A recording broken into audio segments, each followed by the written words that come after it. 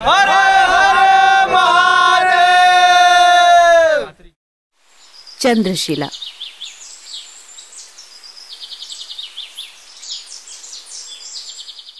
यहाँ पहुंचना मेरा सपना था, मेरी जिद थी और मेरा सब कुछ था। मुझे बस इतना पता था कि एक दिन मैं तुंगनाथ महादेव के दर्शन जरूर करूंगी, लेकिन वो दिन इतना नजदीक होगा ये नहीं पता था। ऐसा लगता है मानो मैंने सोचा कि मुझे महादेव के दर्शन करने हैं और उसके तुरंत बाद मैं महादेव के दर्शन करने पहुंच भी गई। हालांकि मेरा ये सपना, मेरी ये जिद इतनी आसानी से भी पूरी नहीं हो सकती थी, लेकिन मेरे दोस्तों ने ये करके दिखाया।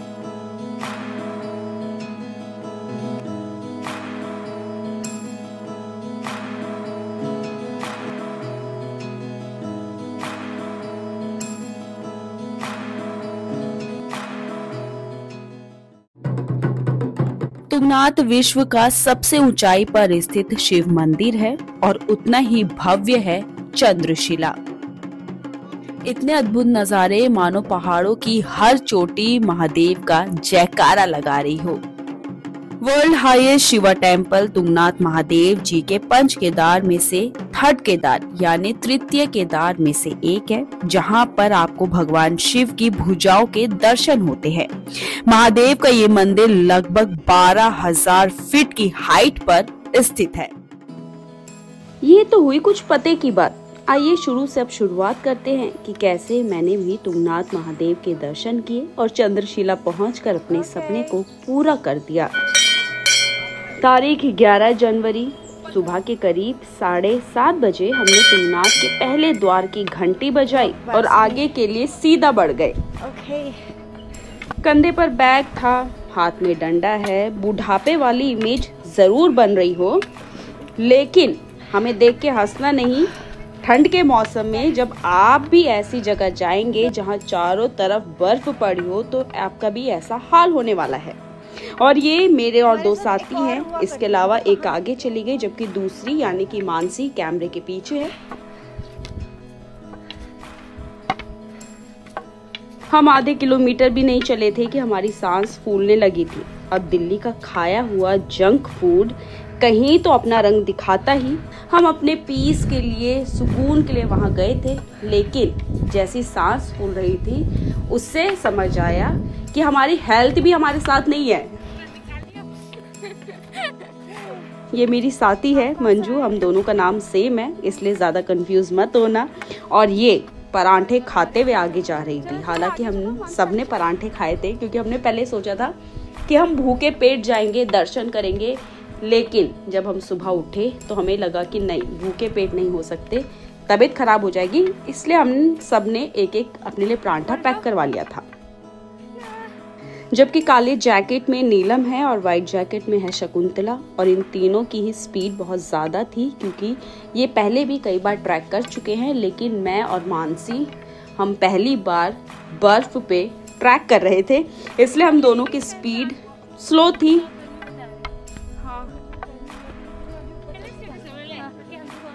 और थोड़ी ही दूर जाते ही हमें एक बोर्ड दिखाई दिया, जिस पर चंद्रशिला और तुंगनाथ को लेकर कुछ कुछ लिखा हुआ था। मानसी थोड़ा डर डर के चल रही थी, थोड़ा नहीं शायद ज्यादा ही डर के चल रही थी, क्योंकि ब्लैक आइज बहुत ज्यादा थी और हम लोग बच के चल रहे थे ताकि घर सही सलामत पहुंचे। अब महादेव के दर्शन के लिए हमने बर्फ पर आने के लिए अपने घर वालों से जिद तो की, तो इसलिए सही सलामत घर पहुंचना था। और जहां महादेव का आशीर्वाद हो तो वहां पर डरने की क्या बात है। हम तुंगनाथ आ गए, let me show you the view. अब हम कुछ कदम आगे बढ़े ही थे कि हमें कुछ और लोग भी मिले। इन लोगों का ग्रुप आया हुआ था, लेकिन हमारी ही तरह था। जो लोग स्पीड से चले वो आगे पहुंच गए और जो स्लो चल रहे थे वो पीछे रुक गए, इसलिए ये लोग भी अब हमारे साथ थे। हालांकि ये बात सच है, सफर में जब अच्छे लोग साथ हो तो सफर का पता नहीं चलता। किसी बड़े इंसान ने ये बात कही है। हम सब थे अलग अलग ग्रुप के, लेकिन जब बात कर रहे थे जब एक दूसरे को देख रहे थे कि हम सभी एक साथ थक रहे हैं, तो ऐसा लग नहीं रहा था कि अलग ग्रुप कैसा लग रहा था, हमारे साथ ही आए हुए हैं। और इसलिए हम स्लो स्लो चल रहे हैं, बात कर रहे हैं, ताकि एक दूसरे को जो है थोड़ा मोटिवेट कर सके और बढ़ सके आगे। और ये है सफेद चादर में ढके हुए पहाड़। जितना आगे बढ़ रहे थे हमारे पैर उतने बर्फ में दब रहे थे।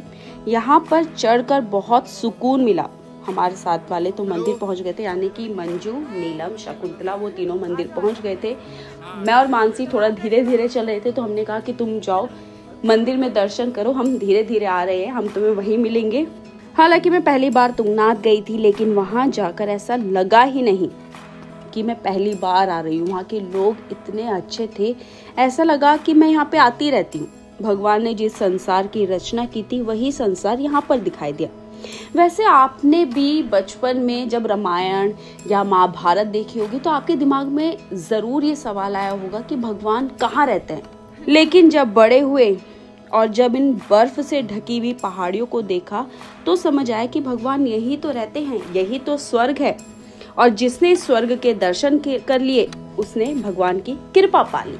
यहाँ से बस कुछ ही दूर तुंगनाथ महादेव का मंदिर था, तो सोचा ज्यादा वक्त ना बिताते हुए सीधा पहले महादेव के दर्शन कर लेते हैं।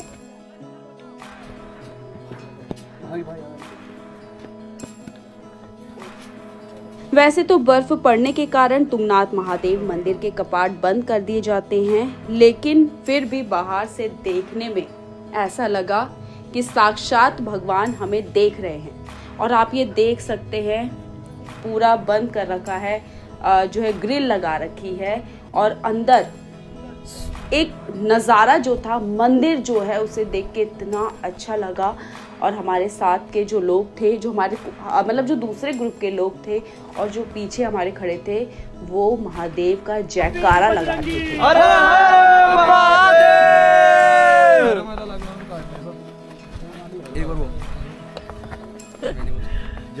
जयकारा वीर बजरंगी। हरे हरे महादेव।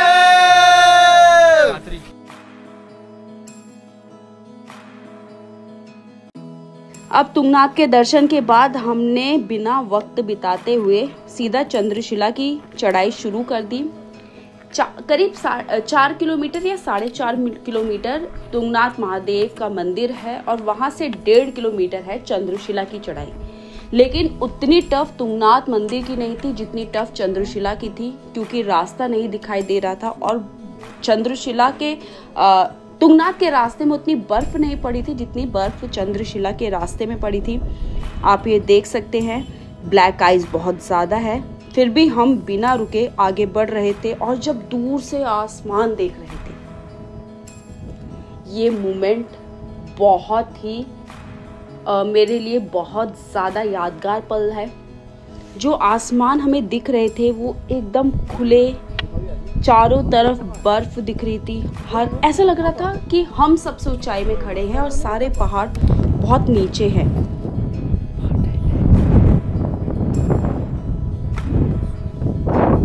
थक चुके थे मैं और मानसी। शुरुआत से ही हम बैठ के जा रहे थे, तो बहुत ज़्यादा थक चुके थे, बहुत ज़्यादा ठंड थी, हाथ सुन हो गए थे, मुंह एकदम लाल हो गया था, वो शायद दिखाई भी दे रहा है।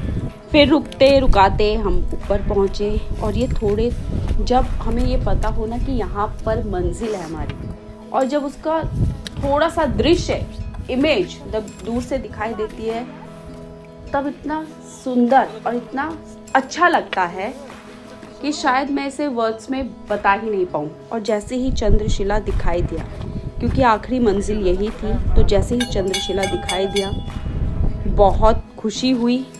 और मैंने फिर ये नहीं देखा कि मैं थक रही हूँ, मैं सीधा गई और सबसे पहले फिर मैंने चंद्रशिला के दर्शन किए।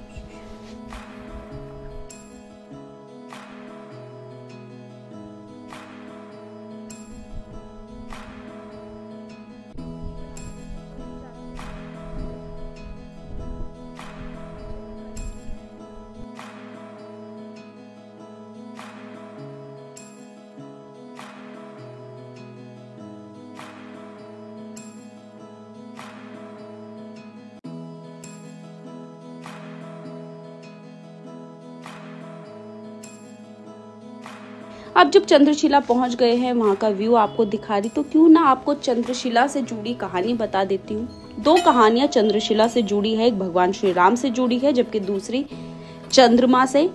भगवान राम से जुड़ी कहानी ये कहती है कि जब भगवान राम ने रावण को मार दिया था तो उनके ऊपर ब्रह्म हत्या का पाप लग गया था। भगवान राम ने कई तरह से पश्चाताप किया और उसी पश्चाताप के फलस्वरूप श्री राम ने चंद्रशिला की इस पहाड़ी पर भी कुछ समय तक रहकर ध्यान किया था और भगवान शिव से माफी मांगी थी।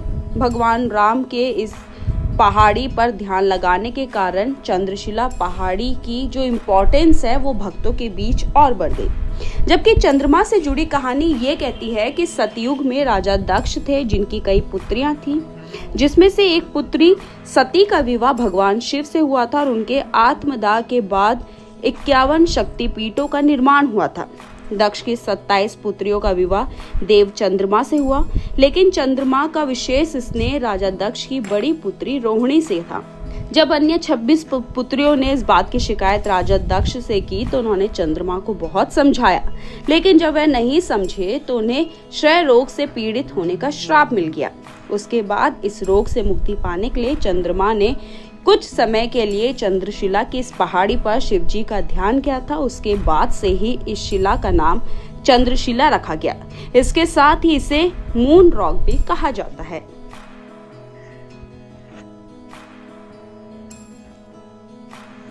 अब चढ़ाई करके हम थक चुके थे, नीचे आने की तैयारी कर रहे थे क्योंकि वक्त काफी ज्यादा हो गया था, रात करीब थी, इसलिए हमने सोचा कि जल्दी से नीचे चले जाते हैं ताकि कोई भी दिक्कत ना हो।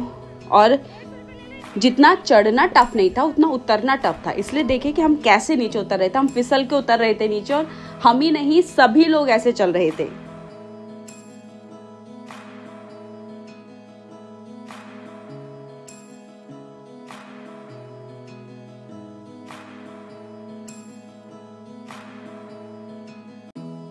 आज के व्लॉग में बस इतना ही। ये स्टोरी, ये मेरी चंद्रशिला की यात्रा आपको कैसी लगी, अपनी राय हमारे कमेंट बॉक्स में जरूर लिखिएगा।